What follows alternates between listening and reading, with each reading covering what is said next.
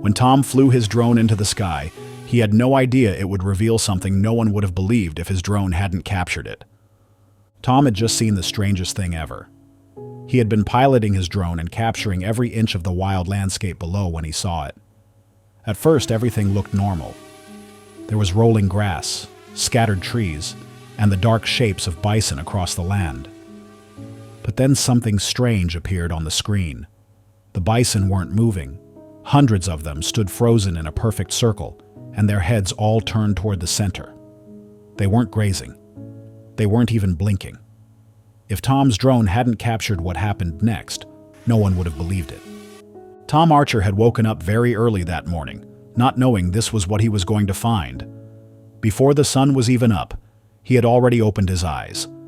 The air inside his cabin was cold, with the kind of crisp morning chill that came with living on the edge of the Yellowstone wilderness. But Tom barely noticed it. His mind was already moving. This was his routine: wake up before dawn, pack his gear, and set out in search of something worth capturing.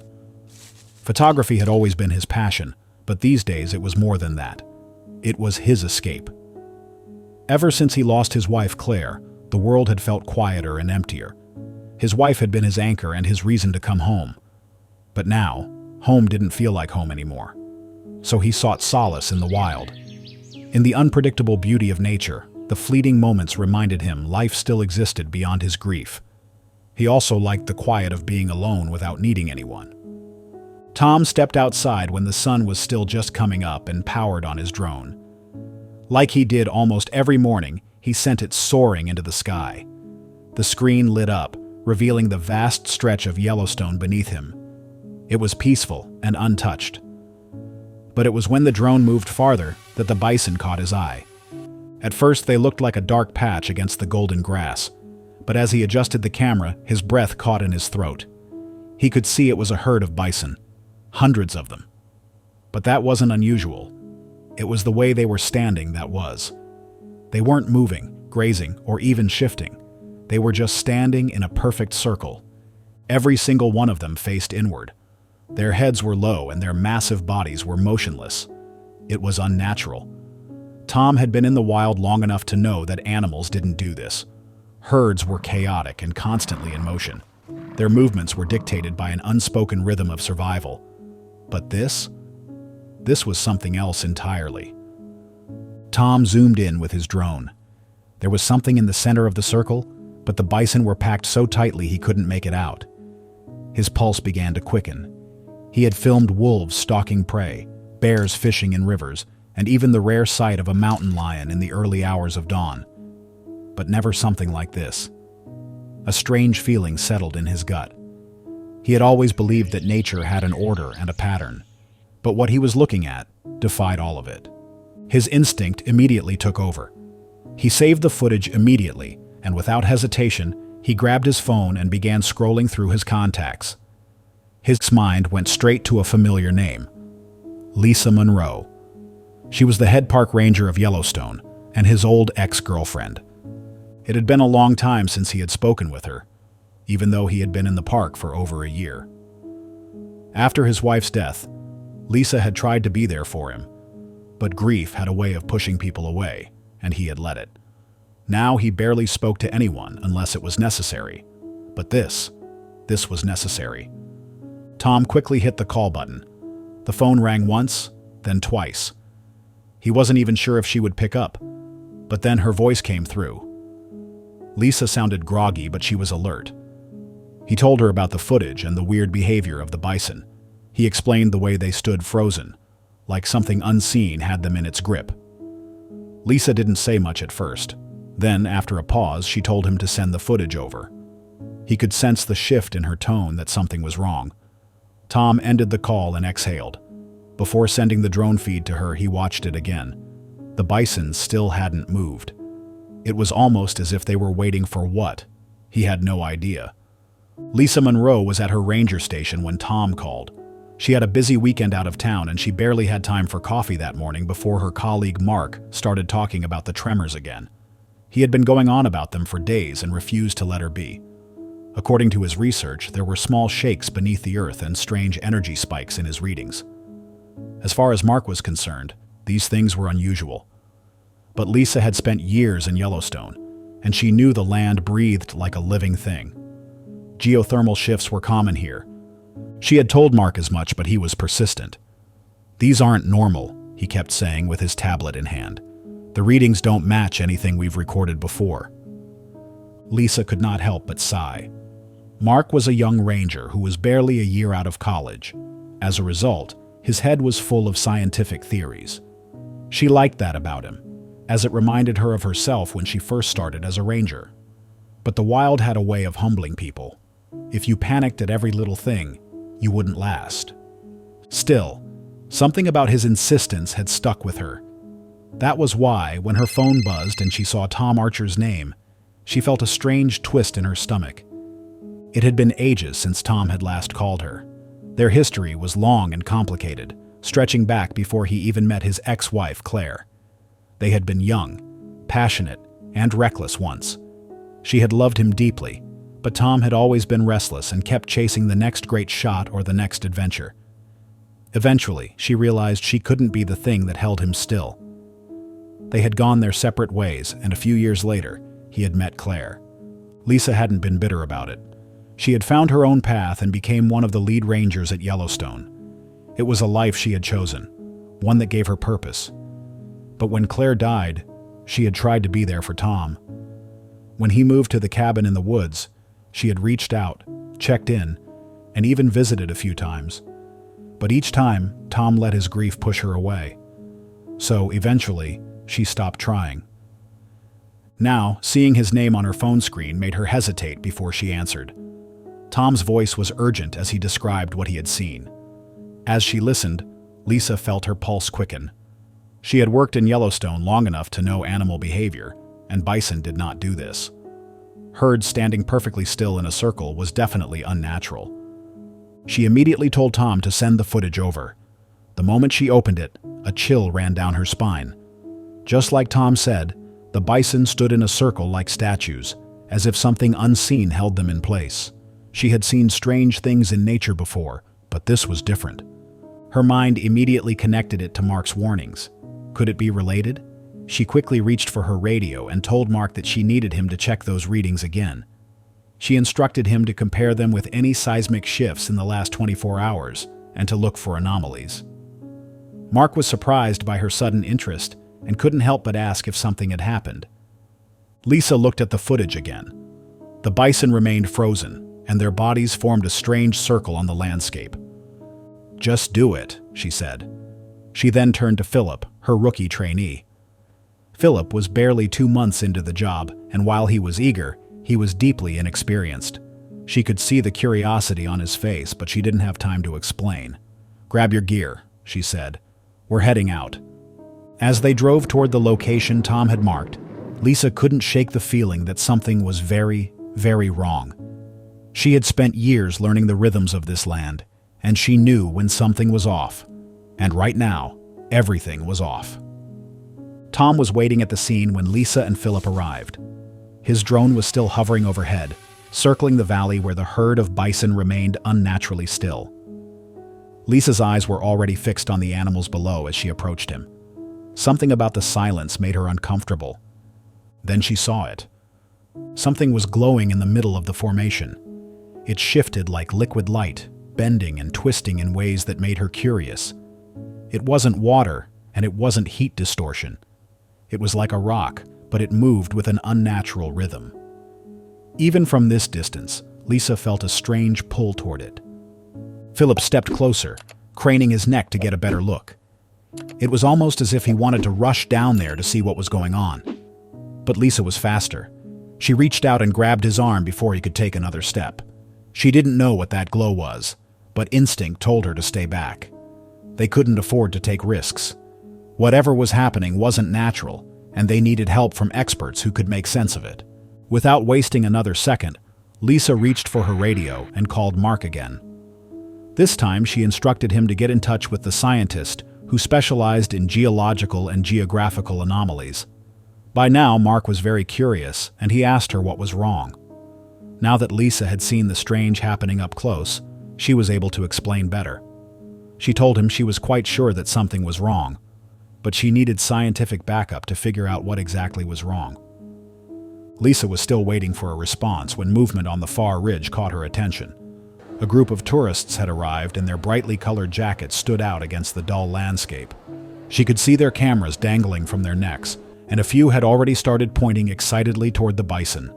Lisa sighed, pressing her lips into a thin line. She had seen this kind of situation too many times, where visitors were too eager for a once-in-a-lifetime photo to recognize the danger right in front of them. Some were already stepping past the warning signs and moving closer to the valley. The sight sent a surge of urgency through her. Lisa turned to Philip and told him this was his chance to prove himself.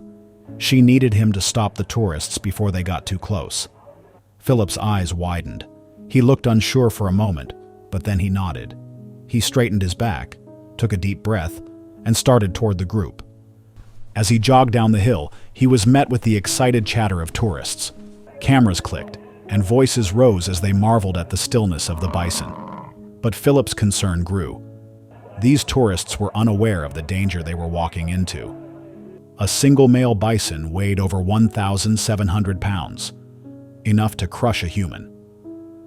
Philip quickly intervened, explaining that the bison were unpredictable and could charge at any moment.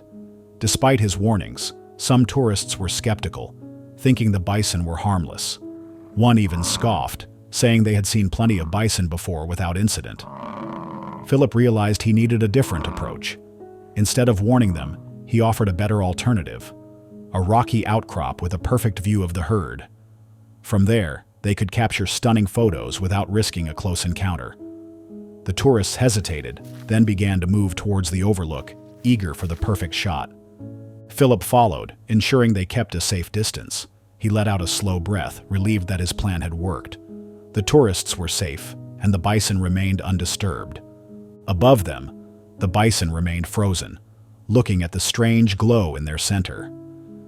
Though the tourists were no longer a problem, Philip couldn't shake the uneasy feeling creeping up his spine. Lisa smiled when she watched Philip return. She was proud of his handling of the rowdy tourist. Philip was pleased to hear her praise, but he was still curious. What was happening to the bison? They both turned back toward the valley, toward the glow that was in the center of the bison herd. Whatever was happening here wasn't over yet. The air was still when Dr. Lucas Bennett arrived. His sharp eyes scanned the ridge as he climbed out of the vehicle. Mark followed close behind, holding his tablet. He wasted no time in explaining his findings. He had traced the seismic activity to a specific moment. 2 nights before, an object had crashed into the park. Mark pulled up a map, which showed a clear spike in ground tremors. The source of the ground tremors that Mark had been noticing all week was precisely where the bison stood. Tom, Lisa, and Dr. Bennett listened carefully. Once Mark was done, the scientist turned his gaze toward the glowing mass in the field. His expression darkened as he explained that the object was a very rare type of meteorite. But what made it concerning was that it was emitting a strong electromagnetic field. Lisa frowned as she listened to Dr. Bennett. She knew what meteors were, but she had never seen or heard animals behave this way because of them. Dr. Bennett then explained that many animals, including bison, possessed a biological ability called magnetoreception. They could sense Earth's magnetic fields, which helped them migrate, gather themselves, and detect environmental changes. The meteorite that the bison were surrounding contained rare ferromagnetic materials, including iron-nickel alloys mixed with superconductive elements. When the meteorite crashed in the valley, it activated these materials, creating a powerful localized electromagnetic field. As a result, the bison were overwhelmed by the distortion of their normal electromagnetic senses. They lost their sense of direction and became trapped in place. Their instincts told them not to move because their internal navigation was confused. Mark did not like what he was hearing. He had to ask, if the bison stayed like this for too long, what would happen? Dr. Bennett's answer was dark. The animals would eventually collapse from exhaustion and starvation.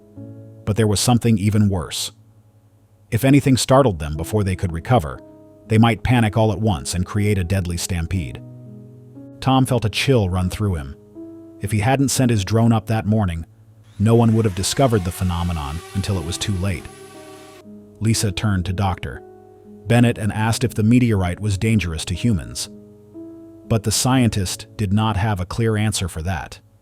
He admitted that while it might not affect them like the bison, it could also have unknown effects. Either way, they had little time to act.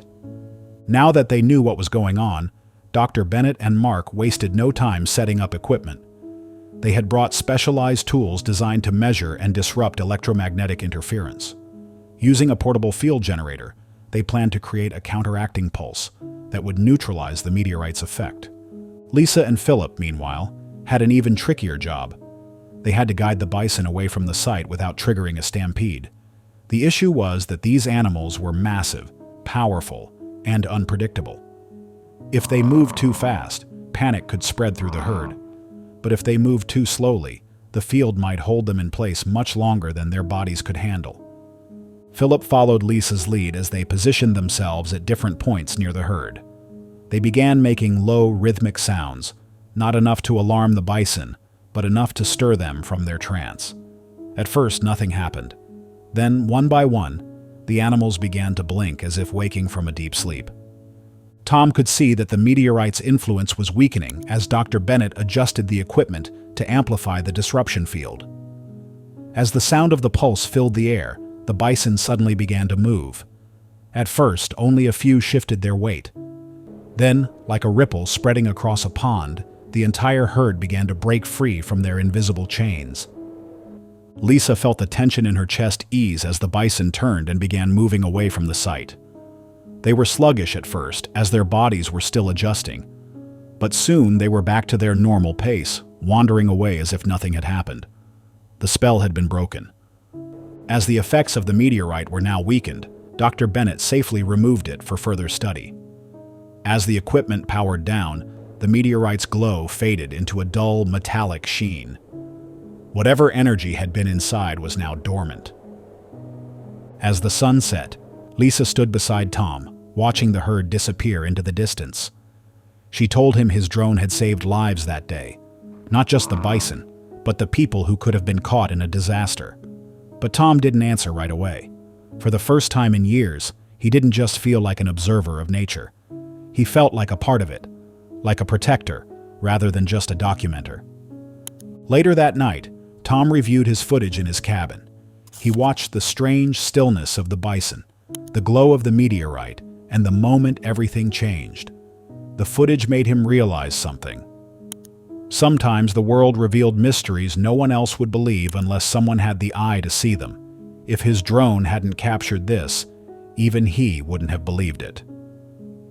The next morning, Lisa visited him at his cabin for the first time in ages. She told him Yellowstone could always use more eyes in the sky. Tom hesitated for only a moment before agreeing. Maybe, for the first time in a long while, he had found a new home. What do you think about this discovery? Feel free to share your thoughts in the comments section. Thank you for watching. See you in the next video.